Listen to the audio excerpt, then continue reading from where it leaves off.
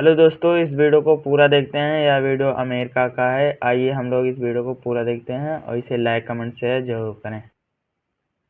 America का ये shuttle शहर है और यहाँ पर कॉलोनियाँ किस तरह से हैं, यहाँ घर कैसे बनते हैं अमेरिका में। अब आपको घर दिखाते हैं, यहाँ की सोसाइटी दिखाते हैं, यहाँ के रहन सहन दिखाते हैं, यहाँ का कल्चर दिखाते हैं आपको। देखिए ये जो घर है ना, ये घर हर घर के देखिए इस तरफ भी जगह खाली है, इसमें से कम 8 फीट तो जगह होगी, 7-8 फीट जगह खाली है। कोई भी घर चिपक के नहीं बना एक दूसरे का है और ये हर घर में बाउंड्री लकड़ी की होती है। ये चलने के लिए ये रास्ता है, सड़क में कोई नहीं चल सकता।